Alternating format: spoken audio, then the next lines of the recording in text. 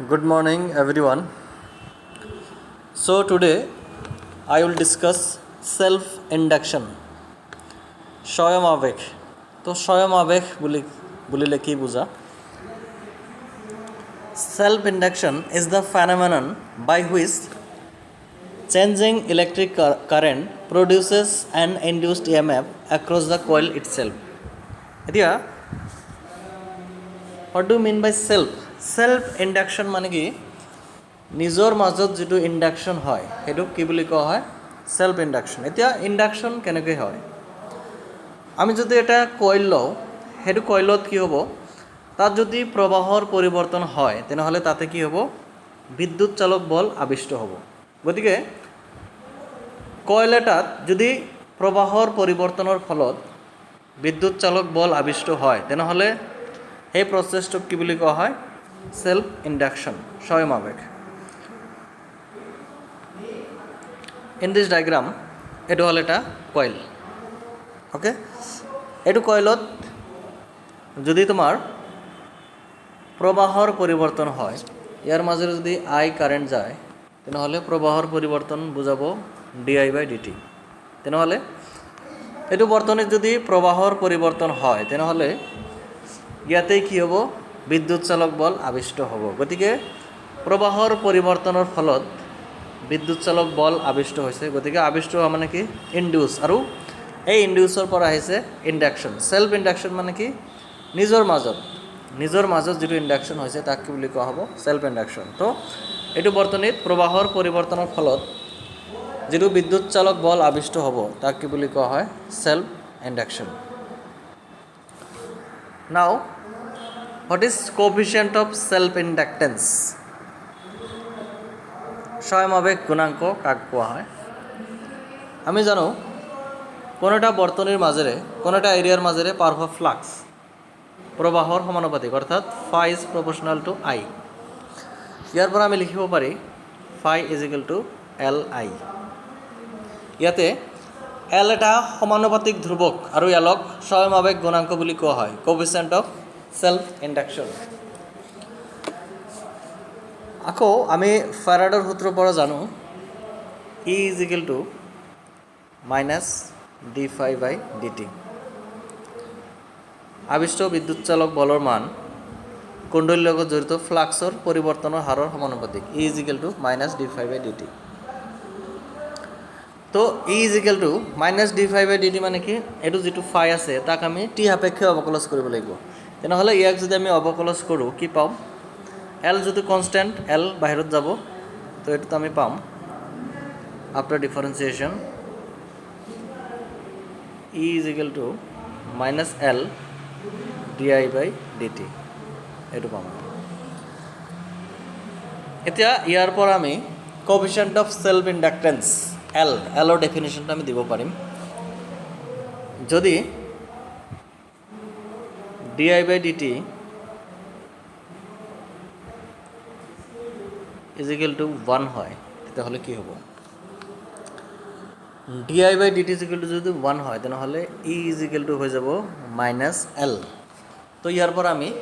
Coefficient of self inductance year definition দিব পারিম স্বয়ং আবেগ গুণাঙ্ক di by dt মানে কি প্ৰবাহৰ পৰিৱৰ্তন আৰু di by dt is equal to 1 মানে কি প্ৰবাহৰ পৰিৱৰ্তনৰ হাৰ যদি 1 একক হয় তেন্তে হেতু বৰ্তনীত যেটো বিদ্যুৎ চালক বল আবিষ্ট হ'ব তাক কি বুলি কোৱা হ'ব coefficient of self induction স্বয়ং আবেগ গুণাঙ্ক if the rate of change of current is unity then the induced EMF is known as coefficient of self inductance আৰু ইয়াৰ SI এককটো হল henry coefficient of self induction ইয়াৰ SI একক হল হেনৰি সিম্পলি আমি h দি লিখো হেনৰি h তো বুজি পালা সেলফ ইন্ডাক্টেন্স কি আৰু সেলফ ইন্ডাকশন কি সেলফ ইন্ডাকশন হল এটা প্ৰসেস যাৰ দ্বাৰা এটা কয়েলত যদি প্ৰবাহৰ পৰিৱৰ্তন হয় তেনেহলে তাত বিদ্যুৎ চালক বল আবিষ্ট হ'ব if there is a change in current in a coil then a EMF will be produced and this process is known as self induction and Now we will discuss mutual induction. Mutual induction to key. For this mutual induction, with the change in current in the one coil, the flow of charges to thus including EMF in the other coil is known as mutual induction. তার মানে কি কোয়া হয়েছে ইয়াতে self induction মানে কি নিজর মাজত যেটো ইন্ডাকশন হয় এটো হল সেলফ ইন্ডাকশন কিন্তু মিউচুয়াল ইন্ডাকশনত কি হ'ব ইয়াতে দুটা কয়েল থাকিব লাগিব মিউচুয়ালি যেহেতু ইন্ডাকশন হ'ব ইয়াতে আগত আমাৰ কি আছিল এটাই কয়েল আছিল হেতু কয়েলৰ যেটো ইন্ডাকশন তা কি বুলি কোৱা হৈছিল সেলফ ইন্ডাকশন এবাৰ দুটা কয়েল থাকিব দুটা কয়েলৰ যেটো ইন্ডাকশন হেতু হ'ব মিউচুয়াল ইন্ডাকশন তো ফ্রম দ্য ডায়াগ্রাম আমি দুটা কয়েল লৈছো কয়েল 1 কয়েল 2 যদি এক নম্বৰ কয়েলত প্ৰবাহৰ পৰিৱৰ্তন হয় তেতিয়া দুই নম্বৰত কয়েলত কি হ'ব আবিষ্ট বিদ্যুৎ চালক বল আবিষ্ট হ'ব গতিকে এই প্ৰক্ৰিয়াটোক কি বুলি কোৱা হয় মিউচুয়াল ইন্ডাকটেন্স প্ৰতিআবেশ বা প্ৰত্যাবেশ if the current is changed in the coil 1 then the EMF will induced in the coil 2 this process is known as mutual induction. Now I will discuss what is coefficient of mutual induction.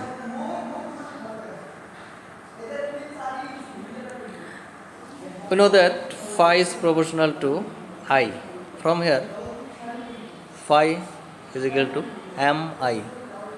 where m is a proportionality constant and m is known as coefficient of mutual induction, প্রতিআবেশ গুণাঙ্ক। তো again এটা যদি আমি ফ্যারাডের ল use করো তো এটা কি পাম E is equal to minus of d phi by dt. That means এইটো ইকুয়েশনক আমি টি আপেক্ষে অবকলজ কৰিব লাগিব টি আপেক্ষে অবকলজ কৰিলে আমি কি পাম m টো কনস্ট্যান্ট তো আমি পাই যাম এইটো E is equal to minus m d phi by dt এটো পাম আমি minus m d phi by dt এতিয়া ইয়াতে যদি d phi by dt নহয় di by dt হ'ব minus m di by dt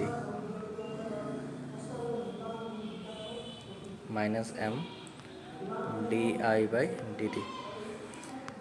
ইয়াতে যদি di by dt is equal to 1 হয় তেনেহলে আমি কি কম মিউচুয়াল ইন্ডাকশনত কি লাগিব দুটা কয়েল লাগিব di by dt 1 হলে কি হ'ব তেনেহলে এরকম এনেকে কম যদি এটা যদি আমি প্রাইমারি কয়েল বলি ধরো পি আর এটা হল সেকেন্ডারি কয়েল যদি প্রাইমারিত প্ৰবাহৰ পৰিৱৰ্তন 1 একক হয় তেনেহলে সেকেন্ডাৰিত যেটো ইএমএফ ইনডিউসড হ'ব তাক কি বুলি কোৱা হয় এই প্ৰসেসটো হল মিউচুয়াল ইন্ডাকশন প্ৰতিআবেশ যদি মুখ্য কুণ্ডলীত প্ৰবাহৰ পৰিৱৰ্তন হয় তেতিয়াহ'লে যেটো গণকুণ্ডলীত যেটো আবিষ্ট বিদ্যুৎ চালক বল হ'ব হেতু হল যেটো প্ৰসেস হেতু কি বুলি কোৱা হ'ব মিউচুয়াল ইন্ডাকশন প্ৰতিআবেশ আৰু প্ৰতিআবেশ গুণাঙ্ক কি যদি প্রাইমারি কয়েলত rate of change of current is equal to 1 হয় তেনেহলে সেকেন্ডারিত যেটো ইএমএফ ইনডিউসড হ'ব তাক কি বুলি কোৱা হ'ব কোএফিশিয়েন্ট অফ মিউচুয়াল ইন্ডাকশন মুখ্য কুণ্ডলীত প্ৰবাহৰ পৰিৱৰ্তন হাৰ 1 একক হলে গণকুণ্ডলীত হোৱা আবিষ্ট বিদ্যুৎ চালক বলক কি বুলি কোৱা হ'ব প্ৰতিআবেশ গুণাঙ্ক বুলি কোৱা হ'ব এতিয়া প্ৰতিআবেশ গুণাঙ্কৰ এসআই একক হল হেনৰি যেনেকুৱা সেলফ ইন্ডাকটেন্সৰ এসআই একক হেনৰি এটোৰো এসআই একক কি হ'ব হেনৰি ওকে